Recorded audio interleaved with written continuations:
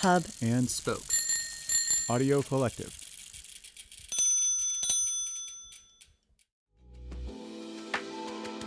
Control is new from Commercial Type.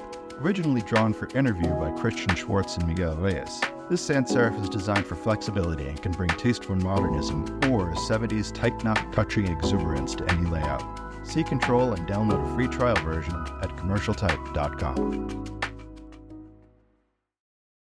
Can I let you in on a little secret? Mountain Gazette 202 is going to sell out probably before the holidays, which means that if you're listening to this, you've got a head start to go grab a copy. So head to mountaingazette.com/subscribe, grab a subscription, add the current issue, get our new cover designed by the wonderful magazine legend Harry Bliss. I think his Mountain Gazette cover is his best yet. Read what's inside. Enjoy the podcast while you're waiting for the magazine to arrive. Once again, that's mountaingazette.com. Thanks.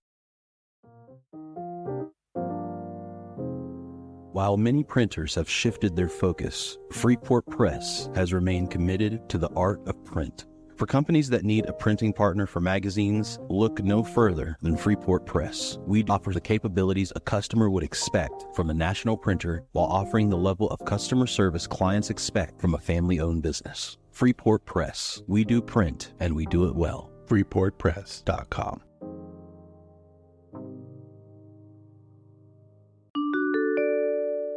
I've always felt that expressing an interest or obsessing over like the latest shoe or the latest amazing bag, that really only illustrates an intellectual curiosity. And if you're curious about fashion and if you're curious about beautiful things, then you're probably curious about other things in the world. And you're probably curious about your place in it. I wanted to speak to those women and those people.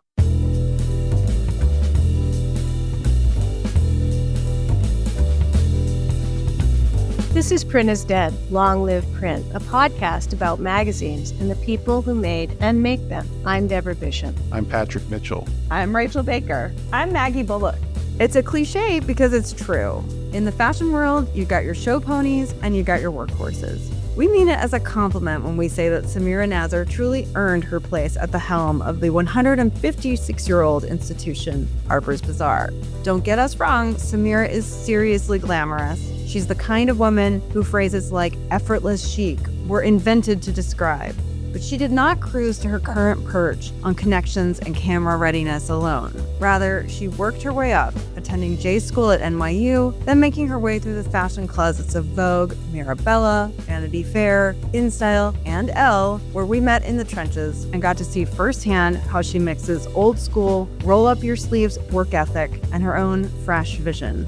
When Samira got the big job at Bazaar in 2020, she became the title's first ever Black editor-in-chief.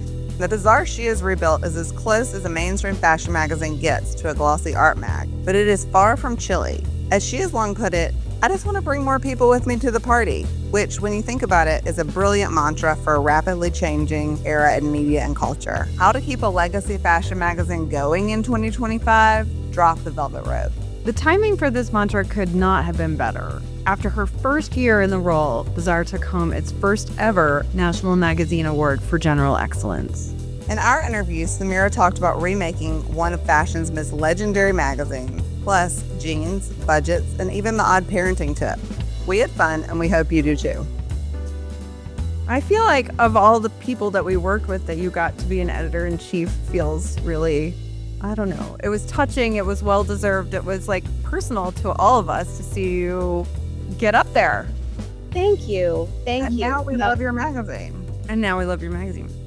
So you're just back from Fashion Week. Maybe it's been a minute, but tell us. Barely a minute. You're just catching your breath. You started out doing that in what we often refer to on this podcast as the town car era of magazines. I know we're all a little tired of that phrase, but it encapsulates something. Yeah. So how has just the exercise of doing Fashion Week changed since back in the day when you were starting out? I think the biggest difference is it's not so much oh shit, not everyone has their own car. It's like the doors open and it's anyone's guess how many people are going to spill out the car. It's insane. It was the town car era and now it's the clown car era. Now, I think the difference for me is our devices. Because I remember when I was an assistant even, and our editors would go, you would fax them and you would wait for a reply or you'd wait for a phone call. But there wasn't this expectation that everyone was on all the time. They would go away, be focused on that thing, and then come back and report what they saw. Whereas now the expectation is you've got to do all that. There are 30 times more designers, plus you've got to do all your appointments and meetings. And you've got to be on top of everything that's happening here and reachable and keep things going. And to me, that is the biggest difference. Why do you say there's 30 times more designers? I'm just curious what that tells us about fashion. I just think there's so many more designers now than there ever were. There just are. The industry has grown exponentially. And do you think editors like you also care about more of a variety of kinds of designers? Is that part of it? It seems crazy that it would have mushroomed to this degree. It's just bigger. Fashion weeks are bigger. Even going into a show now, it's like you have to take a deep breath because there are crowds outside. It's like getting into a concert. There's layers of security and gates that you have to get through. Sometimes you need photo ID. It all sounds very overwhelming. Like, what fun about it? What's the most fun? You're gone for a month doing this stuff. What do you look forward to? Well, a few things. I look forward to reconnecting with my colleagues from other brands. It's really nice to see everyone and just be in it with everyone. I also look forward to being away with my team and just the kind of camaraderie and the discovery that we have together, but also just being in my seat when a show starts and actually that moment where, and it doesn't always happen, but you see something that makes you feel something that you didn't feel or think about something you didn't think about before. It still gives me a rush and it still fills my cup up with excitement. And that is the thing that keeps me going very much. That's what it always seemed like to me. So Rachel and I were in the features department keeping things going while you guys were over there. And I didn't envy much of it, but I love the sense that you could go away and get like super juiced up and bring that back and have enough energy to power the next leg of the magazine. You know what I mean? Wow, fresh ideas. So we did want to know, because we are obviously deeply fashionable people, Samira. What did you see this fashion month that's going to change how real people dress? Two things. I have two things for you. One is there's a return to opulence that I think is going to have a resurgence. I don't know how long it will take to sort of find its way into the mainstream and what that will look like, but there's a return to more opulent dressing and more texture and more color that is very appealing to me, said the girl dressed in black. And there's also softness, a return to softness, a lot of chiffons and shapes that collapse. And that I think we'll see pretty quickly. But I also think there's a bigger lesson for us in that, in terms of, I just think we all need to learn how to soften a little bit right now. And that made me feel hopeful. And that was a reminder that sometimes fashion gets it and gets it right. So are you saying that Rachel's love of gold has been re-embraced by fashion? Favorite color. Do it. Yes. Go there, Rachel. You're track. Also, I'm wearing it now and people are going to be like, you're a little extra. I'm like, you have not coming.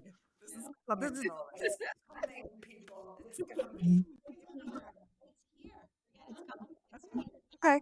Girl, can you give us the broad strokes of your background, like how you grew up before we dive into your career stuff? Just like, where did Samira come from?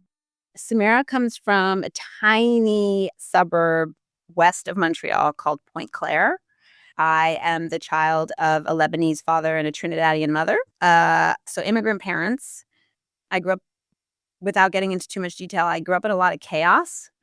Fashion magazines were an early source of school. I loved school and I loved fashion magazines. Fashion magazines were a safe place where I could escape. They provided me an escape route into another world and a fantasy, and also the discovery of style and how clothes could transform you was really something that made me very curious. Style was something that I've always been curious about, and what people's style says about them. I'm a quiet person, but I observe a lot, and I'm always looking at how people express themselves. What is the thing that they wear to protect themselves? What those choices say about us? And that's something I've always been curious about. Fashion magazines in particular were a real refuge for me. Which ones did you love growing up? Were you tearing them out and putting them on your wall? So there's French Glamour. Mm-hmm. Uh, Oh, you're so sophisticated. I'm not. I'm gonna. Elle was a big one for me. And this was in the 80s. So those were the two for me that were really important. And then my friend Crystal, she was my best friend. She always got a subscription to Vogue. And then Vogue led me to Bazaar. And then I discovered like The Face and ID. Those were things that I read a lot and that we could get our hands on in Canada. We had a lot of magazine stores in Montreal, which is really interesting. So many magazine stores and even like cafes that had magazine stands, like magazines from all around the world. Yeah, I love that. God, magazine stores. Take me back. We love that both you and your brother are like top New York creatives. He's a chef. My brother's a very successful chef. He's very talented. And am I right that your mom is a sculptor? Our mother is a ceramic artist. Yeah. So what's the secret? What's the fire in the belly? Any kind of through line there to how both of you would get here to the top of these two creative fields?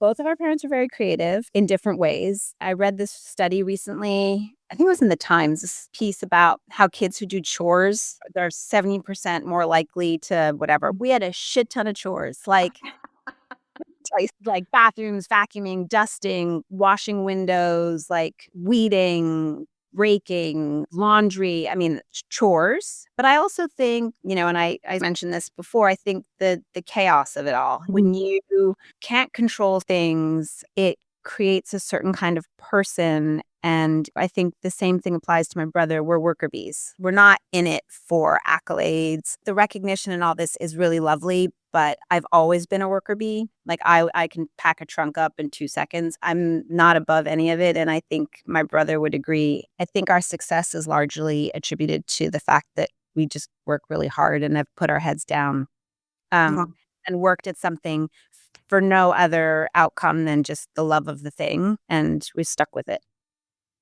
Should we take a break from this podcast so I can assign all my kids a ton of chores? Samira, you realize that when Rachel says all her kids, it's not hyperbolic. Like she has 2 old kids and she has 2 tiny kids. And so when she says all, and it sounds like she's talking to a team, she's talking to a team. I have one vacuuming, one mopping. Yes. Those leaves in your backyard? Yeah. No such thing as a leaf blower. There's a rake, and you're going to rake them. Yeah. I actually sat my son down the other night, and I was like, we have to talk about your chores. And he was like, Oh, boy. Yeah, we added a few to his list. Nice. Wow, that's cool. My son turned 10 today, and Rachel's daughter turned 4. When you were growing up, I feel like we've heard you talk about in the past working retail as a teenager. Is that right?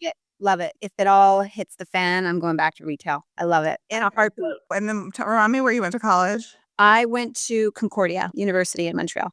Because I always think about how you got your master's in journalism from NYU, and not everybody in your position considers themselves a journalist, but we think maybe you do. How do you think about all of that? I hold journalism in such high regard that I would not call myself a journalist. I have a deep respect and appreciation for journalism, and I care deeply about words. And so it was really important to me when this position was offered to me. One of the first things that I really wanted to do was bring words back to the page. And I will say a lot of that has to do with working with you. Elle was very much a place where the assumption was that the reader is smart and that she cared about her place in the world. And that's something that I carried with me and think about a lot. You also read a lot. I try to, less and less. I read my Times and I read my Washington Post and I read the New Yorker. The last book I read was an advanced copy. I read a few books that are coming out, but I try and read. Reading those few things you rattled off could be a full-time job. The New Yorker, the Times, Washington. I never get through a whole New Yorker. I don't know who does, but yeah, I read at least 2 or 3 things per issue for sure. So did you go from NYU to magazines? Was that the trajectory? Concordia, NYU, and then I was so broke, so broke. And I had a friend from Montreal who was living here who was working in fashion. And I can't remember if he was an assistant or an editor at that point. But he said, you can get a job assisting in fashion and you can make $150 a day. And my mind was blown. And so he introduced me to a few people, and I got an internship at Mirabella. Oh, That's the first thing I did. I graduated and I got an internship at Mirabella and worked under Jade Hobson there. And then when that kind of ran out, I started freelance assisting. But yeah, I interned at Mirabella under Jade Hobson, and then she left to go work at New York Mag, and I went with her as an intern to New York Magazine. wow, you're a hardcore intern.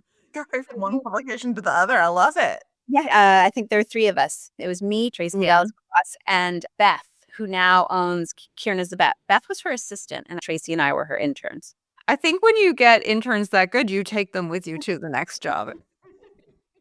You're coming with me. So how did you then get to Grace Coddington? What was the leap there? So I was assisting Mary Alice Stevenson, who was working at Allure at the time, and she asked me to go pick something up from Vogue. And I went to pick something up from Vogue, and I got back and I handed her the garment bag, and she looked at me and said, "What did you say to them?" And actually, she's a very nice woman, so she didn't say it like that. She said, "What did you say to them?" And I said, "I'm here to pick," and I got really nervous. "I'm here to pick up the, for Mary Alice." And anyways, that led to being called back because they had an assistant position open at Vogue. And she was a great reference. And I went back and I met with them and I got a job as a market assistant at Vogue. And I did that, I guess, for a year and a half, maybe 2 years. And then Grace's assistant at the time resigned, and Grace offered me the job to be her assistant. Wow, great. Picked you out of all the assistants. That's cool.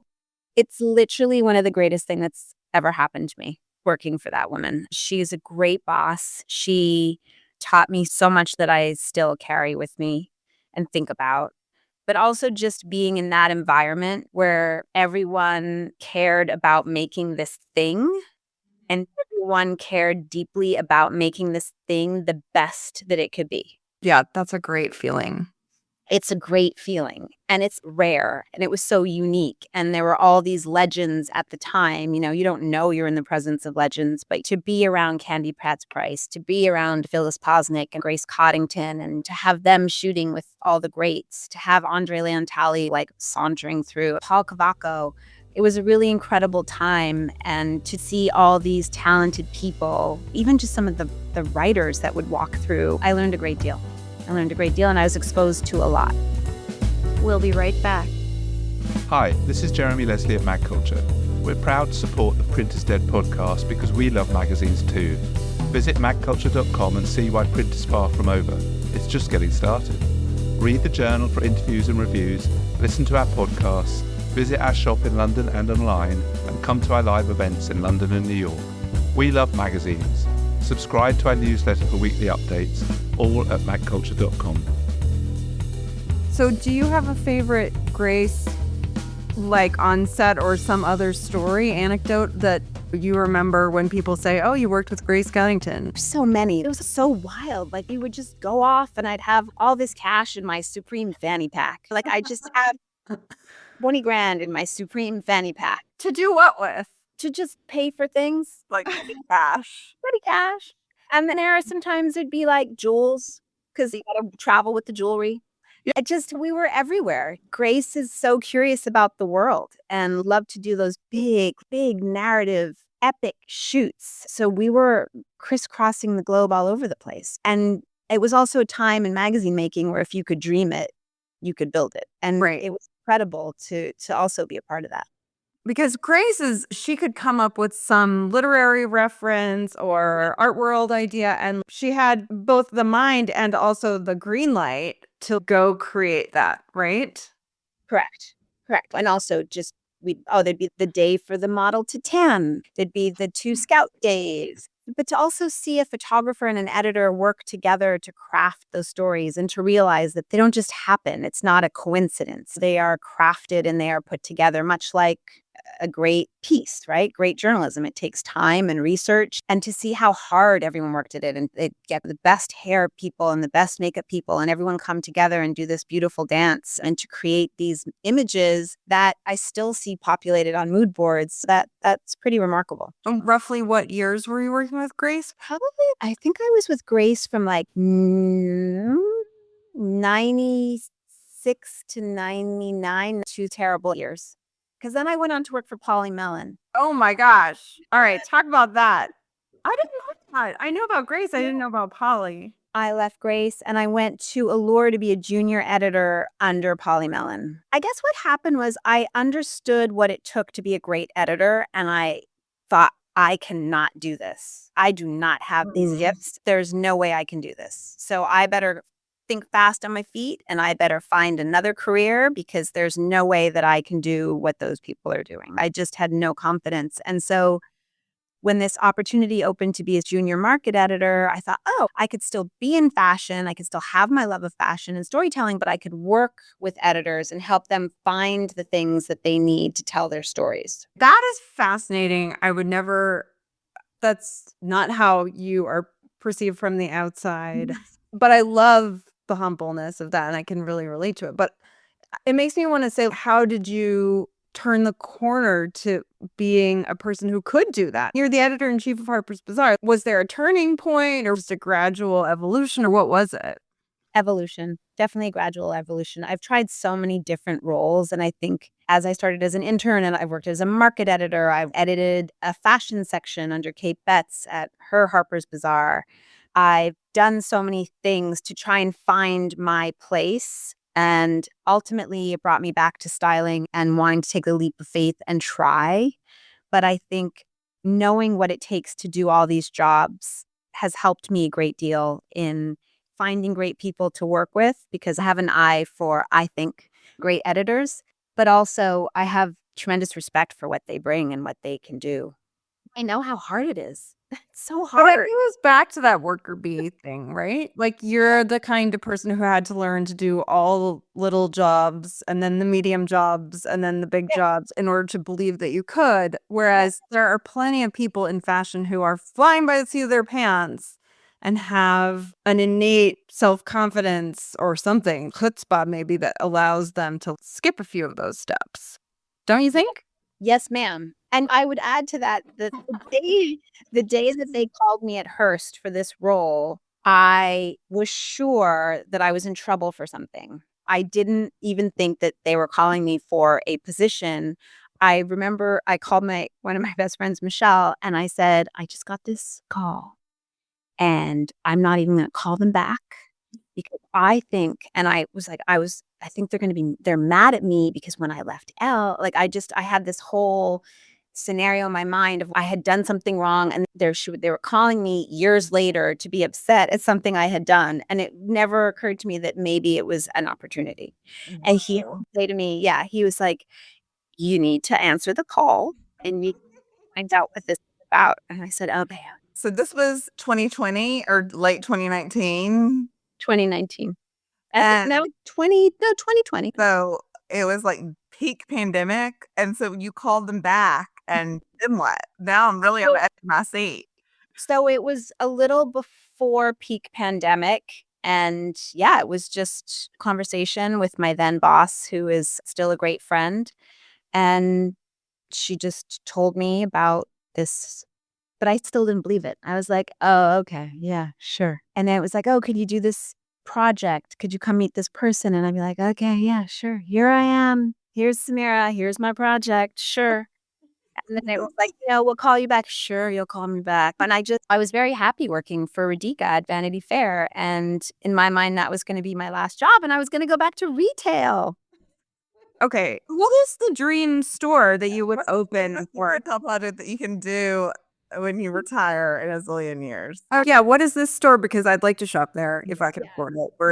One of my best friends, Karen, and I are cooking up this idea of the place that we want to shop in, a place for grown-ass women to just find something nice that can just meet our needs. And I don't want 20 of everything. It's edit. It's welcoming and practical. Okay, we're there. We'll be Yeah. in line. We'll be with those people wrapped around the block. Okay, so what was it like when you got the call, Samira? I'm obsessed with these calls. That was like for the meeting or the call when they're like, it's yours. The job is yours if you want it. Like total disbelief. Who was it who said that to you? Kate Lewis. I had met with so many people and I thought, oh, here she's calling me again. She's lovely, but she's calling me again, come meet somebody else. And then it was like, no, you're up. But then it was peak pandemic. So then it was like, oh, this is really not going to happen because we're in it. And so I just had to wait.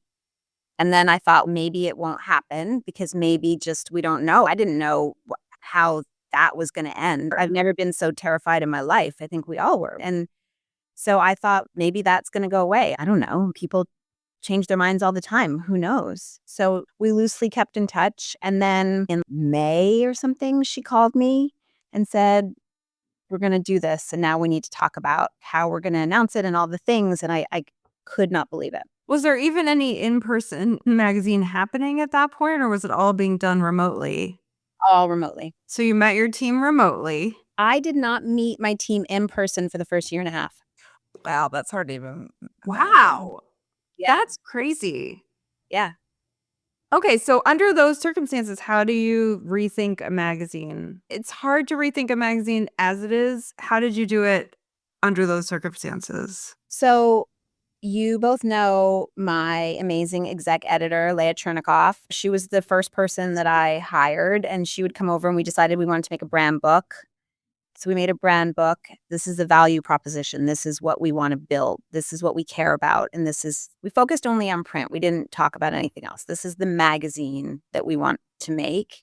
And then we were all limited. We were limited by proximity, by Zoom and all of that, but just did our best to build the thing. And it was almost like speed dating with the team here, like getting to know everyone on a Zoom, 45-minute sessions, meeting everyone, seeing how I could motivate people, see if there are people who are maybe miscast. There's so many amazing people here, how I could energize them or maybe put them in another role or just thinking about that. And then got to hire a few new people.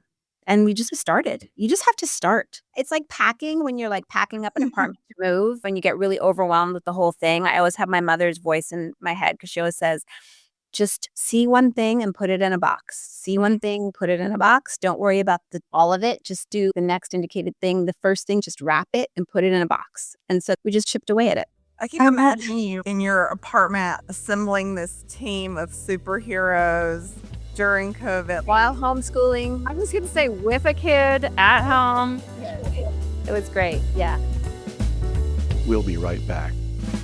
Print is Dead is made possible by the support of the Society of Publication Designers.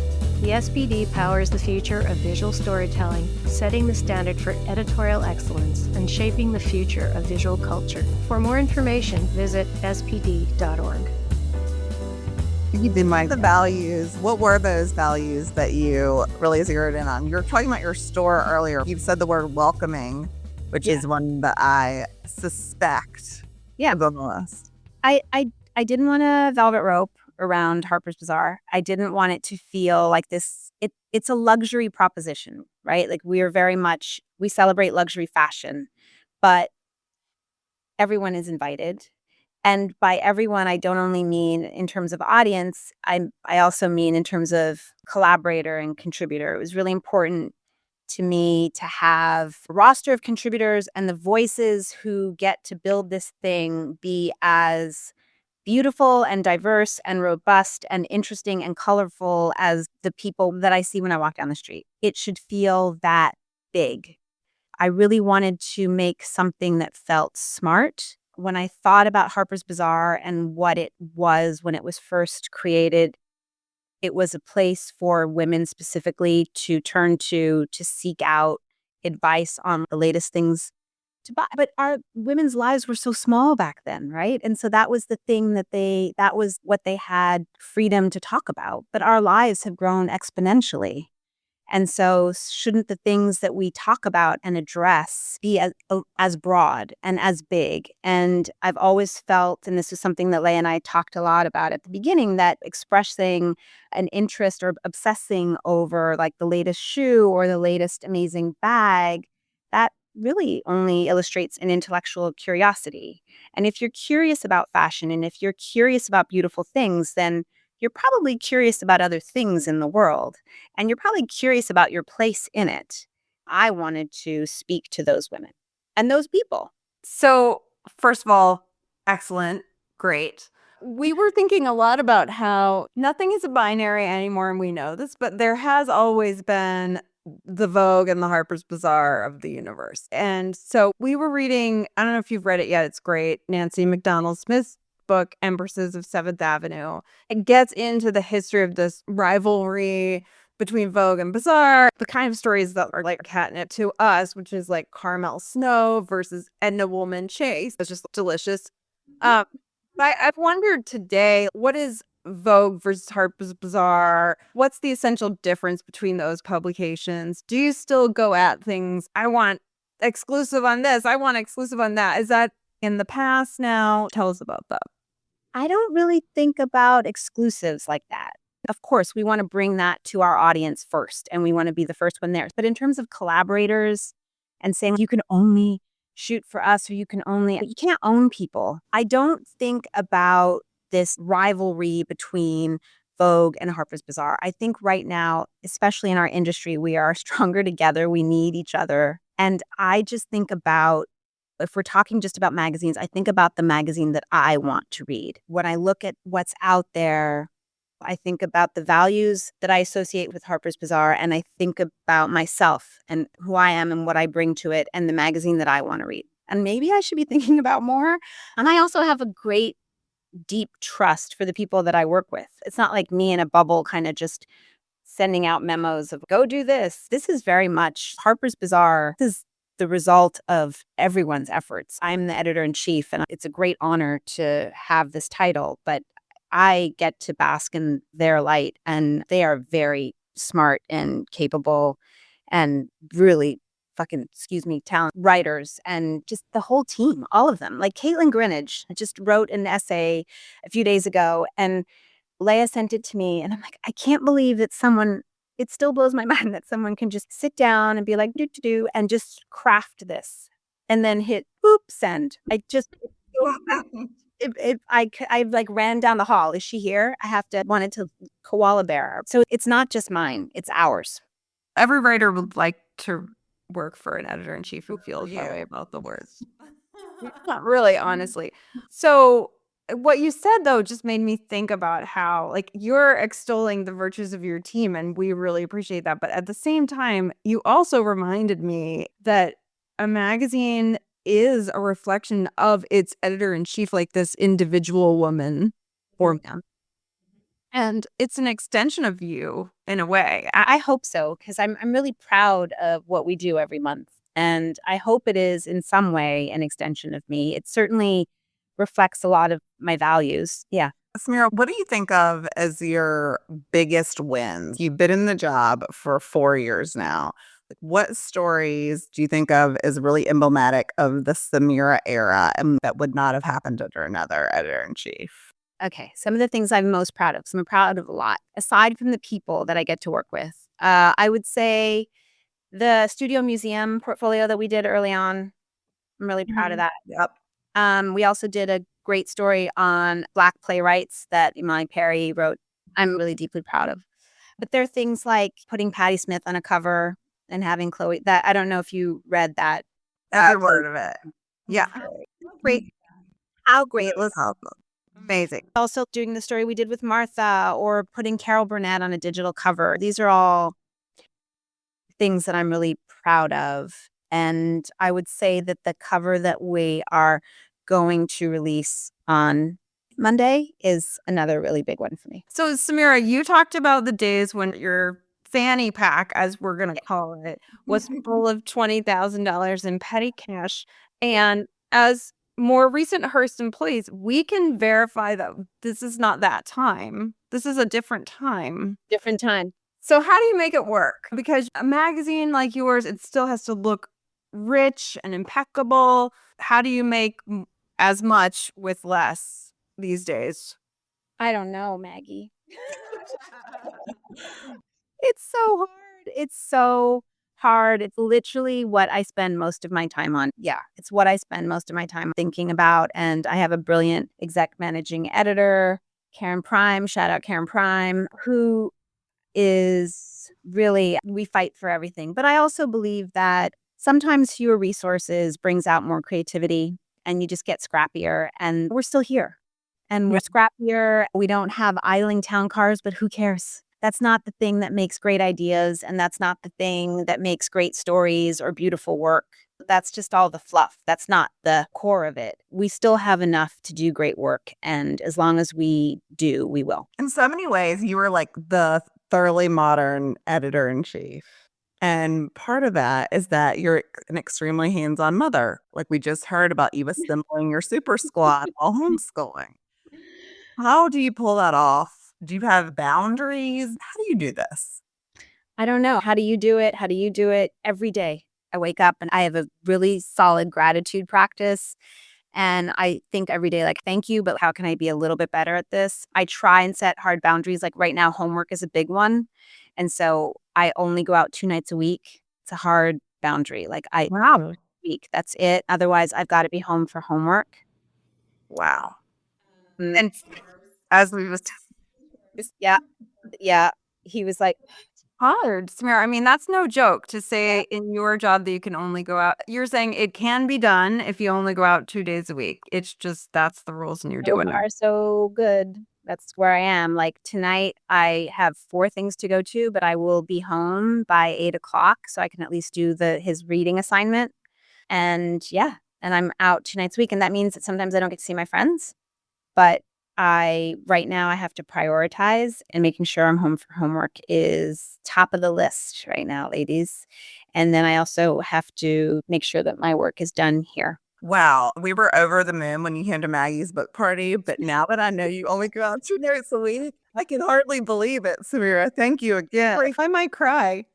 What's your dream? What's your white whale? What do you want to get done at Harper's Bazaar that you haven't been able to yet, or you just haven't gotten there yet? Do you have a vision of something like that? Yeah, but there's so many. It's always the next thing. Like I'm always like, this is great, but what about this? And I also want to find a way to bridge what we do in print more to what we do on site. And really, I think we've been really good at that, but I want to be even better at it and just dream bigger and take bigger swings. I think that we're consistently rewarded when we double down on the things that we're good at, like fashion and beautiful imagery and great storytelling. I want to take bigger swings. And the other thing is I'm not scared of failure at all. Like I don't care if something bombs. And I keep telling this to my team, I actually don't care if it fails. I'd rather we try and then we'll look at the mess and then we can be like, that really sucked. And that's horrible. But in a month, like we put it out and then we get a new issue and there are learnings from that. And then when we take another swing, we won't maybe make those same mistakes. I just don't think there's any growth or evolution if you can't make a mistake or you can't try. And yeah, just bigger. Okay, this idea that you could fail. Yeah. You're not afraid of failure. I was wondering how this came up in our conversation with Will Welch, how much the newsstand even matters anymore. Like in my era and Rachel's era, I spent an ungodly amount of time writing cover lines that then went out and got tested. He laughed at me when I brought this up. So I was like, oh, I knew it had changed, but I didn't. Or I had that makes sense. So, yeah, what role does selling a magazine on a newsstand play in your idea of success or even your process? And how do you measure success if that's not it?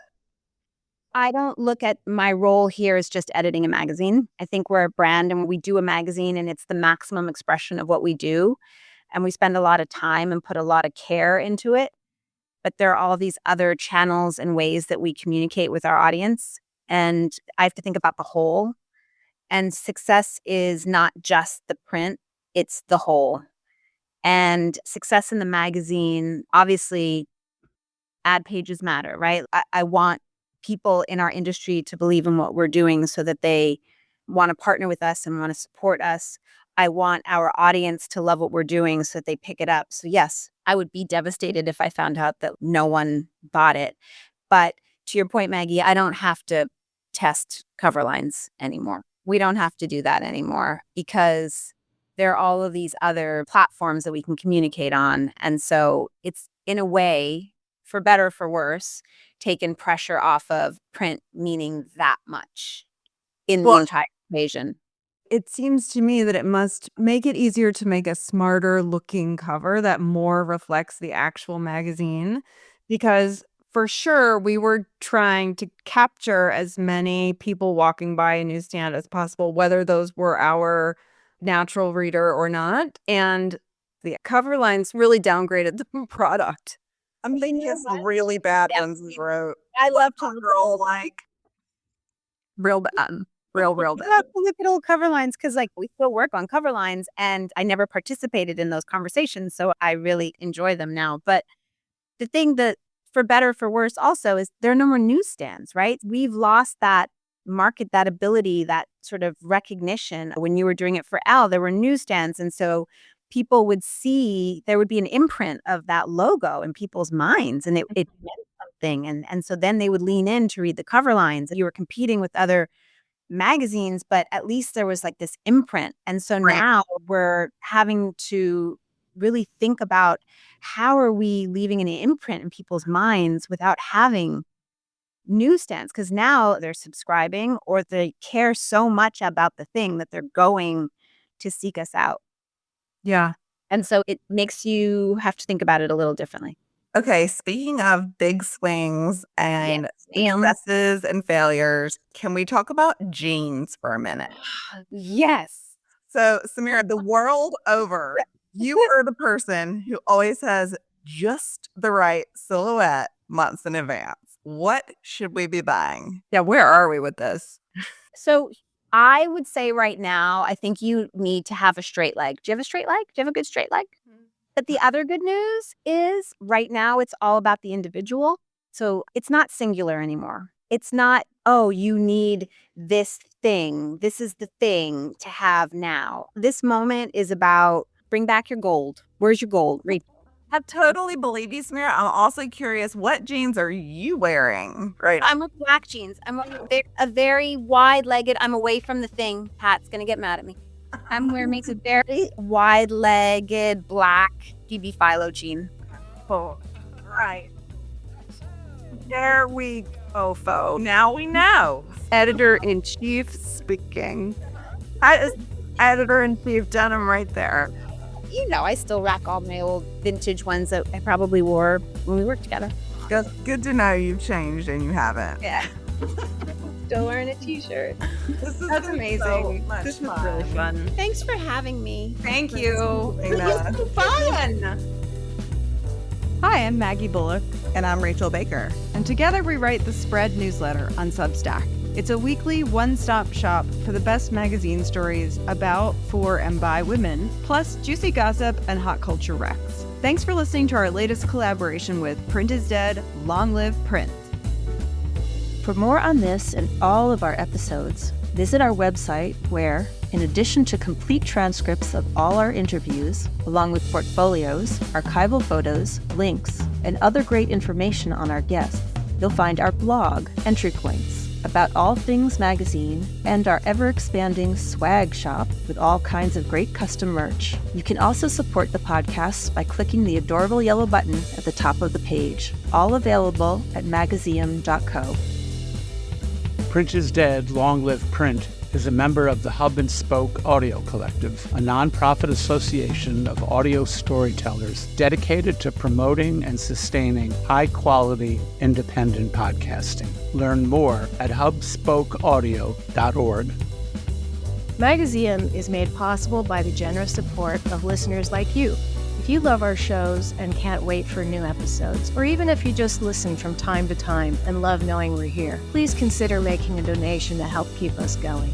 Visit magazium.co/support. Print is Dead, Long Live Print is a production of Magazium, LLC. For more information, visit our website, magazium.co, or follow us on social media at magazium.co. Please give us a like and a review on your favorite podcast app. It really helps. Thanks very much for listening.